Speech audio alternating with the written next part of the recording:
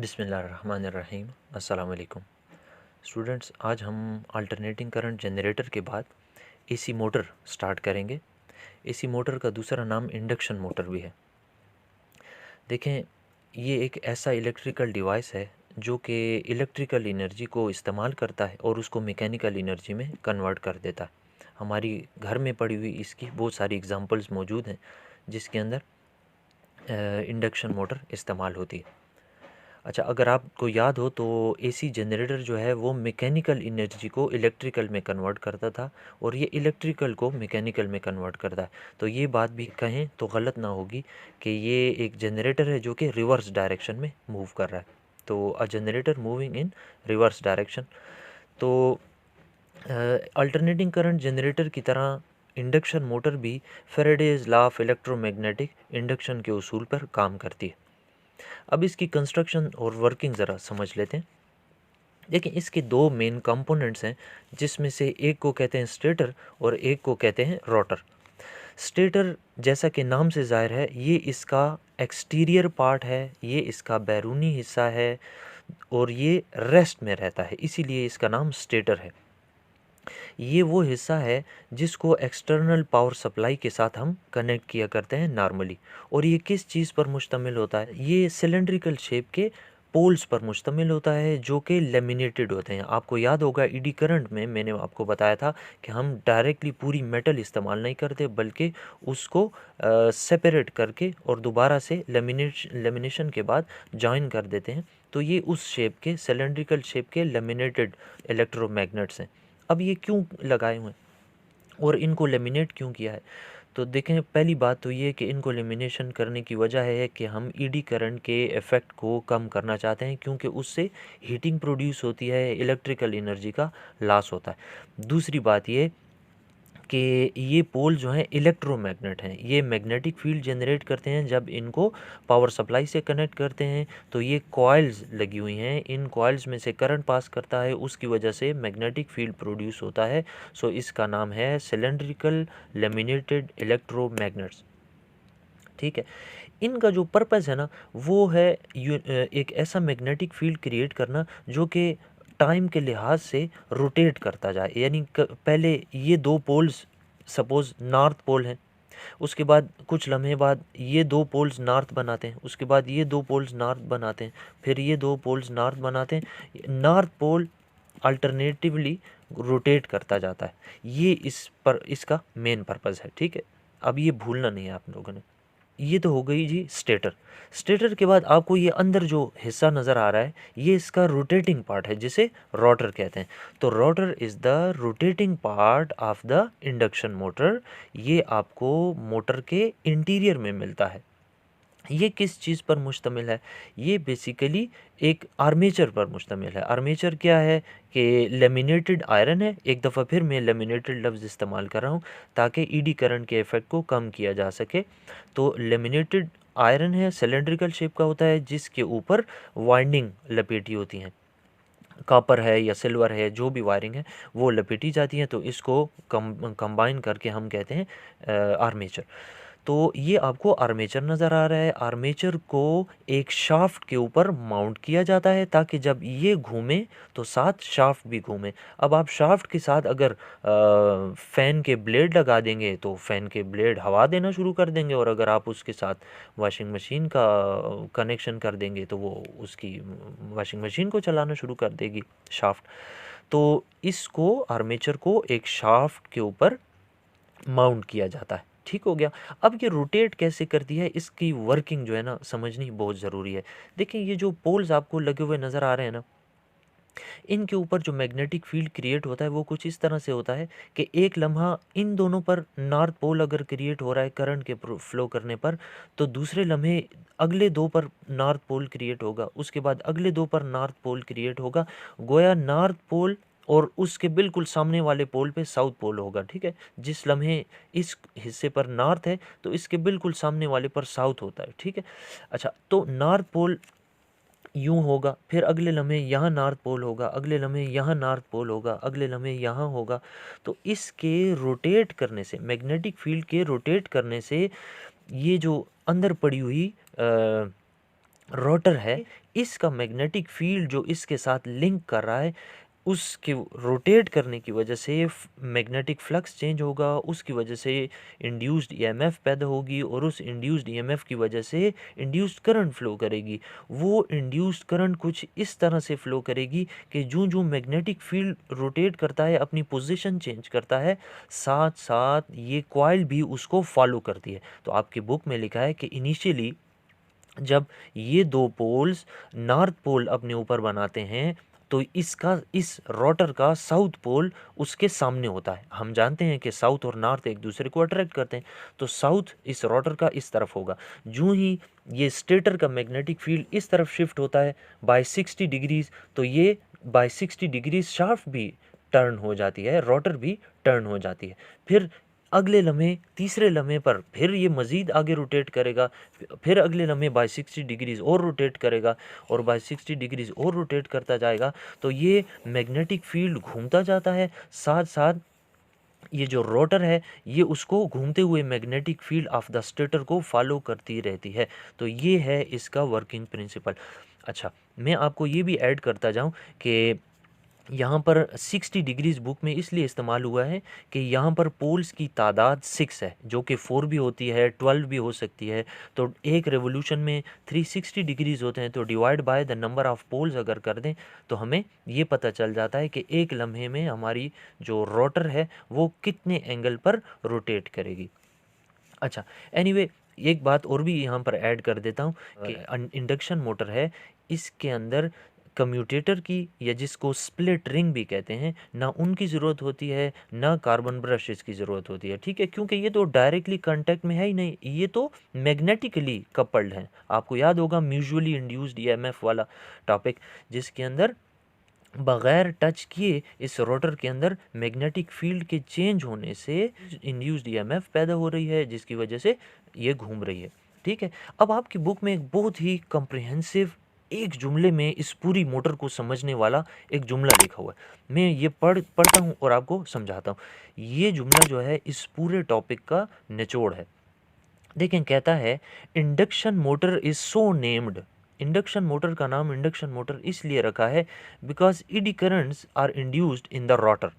Rotor के अंदर ED currents induce की जाती हैं। ईडी करंट मैंने आपसे कहा था इंड्यूस्ड करंट का दूसरा नाम है।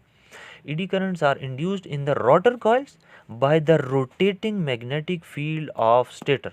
स्टेटर का रोटेटिंग मैग्नेटिक फील्ड रोटर के अंदर इंड्यूस्ड करंट यानी ईडी करंट प्रोड्यूस करता है, और इसी की वजह से इसका नाम हमने इंडक्शन मोटर रखा हुआ है, क्योंकि इसके अंदर इंडक्शन की वजह से रोटेशन प्रोड्यूस होता है। सो ये था आपका एसी मोटर या इंडक्शन मोटर। अब इसके साथ ही अटैच्ड एक टॉपिक है छोटा सा, वो भी देख लेते हैं। इसका नाम है बैक ईएमएफ, लेकिन मैंने ब्रैकेट में इसके साथ मोटर इसलिए लिखा है क्योंकि इसने मोटर ही के अंदर एक इफेक्ट को एक्सप्लेन करना है। इनफैक्ट तमाम इंडक्शन मोटर्स के अंदर ये मौजूद होता है। लेकिन जब कभी भी हम किसी मोटर को एक्सटर्नल पावर सप्लाई के साथ कनेक्ट करते हैं तो वो उसको वोल्टेज वी ऑफर करती है। ठीक है, अप्लाइड पोटेंशियल डिफरेंस को मैंने यहाँ पर V से रिप्रेजेंट किया है। ये ओम्स लॉ लिखा हुआ है।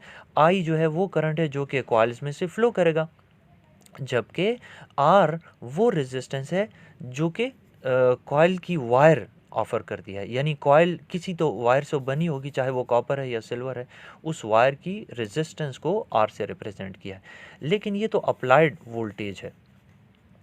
अब होगा क्या कि जब एक मोटर रोटेट करती है तो उसके अंदर इंड्यूस्ड ईएमएफ पैदा होती है Faraday's law of electromagnetic induction के मुताबिक, और हम ये भी जानते हैं कि लेंज लॉ के मुताबिक ये इंड्यूस्ड ईएमएफ अप्लाइड वोल्टेज या अप्लाइड ईएमएफ जो है उसको अपोज करती है। लेंज लॉ यही तो कहता है। तो इसका मतलब हुआ कि अगर मोटर को घुमाने के लिए अप्लाइड वोल्टेज कोशिश कर रही है तो जो Faraday's law of electromagnetic induction के मुताबिक ईएमएफ प्रोड्यूस हुई है, इंड्यूस्ड ईएमएफ, वो इस अप्लाइड वोल्टेज के घुमाने के इफेक्ट को अपोज करती है। तो इसीलिए हम इसको बोलते हैं बैक ईएमएफ, क्योंकि ये ईएमएफ अप्लाइड ईएमएफ के अपोजिट सेंस में क्रिएट होती है। सो अब हमारी जो टोटल वोल्टेज है वो दो हिस्सों में ड्रॉप हो रही है, मोटर के अक्रॉस प्लस बैक ईएमएफ को कोप करने के लिए, काउंटर करने के लिए भी। अब हमने अल्टरनेटिंग करंट जनरेटर में ये इक्वेशन डिराइव की थी जिसमें साइन ओमेगा टी मैंने फ़िलहाल नहीं रखा हुआ, क्योंकि इन फैक्टर्स के ऊपर मेजर डिपेंडेंसी हमारी बैक ईएमएफ की है। अब आपको बैक ईएमएफ का कम से कम इतना अंदाज़ा हो जाना चाहिए कि इसको बैक ईएमएफ कहते क्यों हैं, क्योंकि ये अप्लाइड ईएमएफ के अपोजिट डायरेक्शन में प्रोड्यूस होती है ताकि लेंज लॉ भी वायलेट ना हो। अच्छा, मैंने ये ईएमएफ को उस साइड पर रखा तो ये माइनस साइन के साथ अपीयर हो गई, आर को दोनों तरफ डिवाइड करके ये इक्वेशन हासिल कर ली। अब याद रखिएगा कि हमारी जो बैक ईएमएफ है वो number of turns, area, magnetic field and angular velocity पे डिपेंड करती है।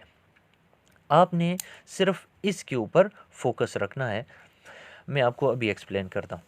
देखिए, स्टार्ट में जब एक मोटर घूमना शुरू करती है तो उस वक्त जो एंगुलर वेलोसिटी है ना, हमारी मोटर की घूमने की रफ्तार, वो तकरीबन तकरीबन ना होने के बराबर होती है, ज़ीरो के बराबर हम ले लेते हैं। तो जब मैं यहाँ ज़ीरो पुट करता हूँ तो ईएमएफ, बैक ईएमएफ मुझे ज़ीरो मिल जाती है। तो यहाँ ज़ीरो पुट कर दूंगा तो I is equal to V by R आ जाएगा। ये हमारी करंट की सबसे मैक्सिमम वैल्यू होती है। ये कब? एट स्टार्ट, जब हमारी मोटर घूमना शुरू करे, बिल्कुल बिगिनिंग में बहुत ज़्यादा करंट फ्लो करती है मोटर की तरफ। लेकिन कुछ लम्हों के बाद आप देखते हैं कि मोटर की जो घूमने की रफ्तार है वो बढ़ती जाती है। अब ओमेगा ज़ीरो नहीं होगा, अब एंगुलर वेलोसिटी ज़ीरो नहीं होगी। तो जब एंगुलर वेलोसिटी ज़ीरो नहीं होगी तो बैक ईएमएफ भी ज़ीरो नहीं होगी। अब ये टर्म जो है वो वी वोल्टेज में से, अप्लाइड वोल्टेज में से सब्ट्रैक्ट होगी।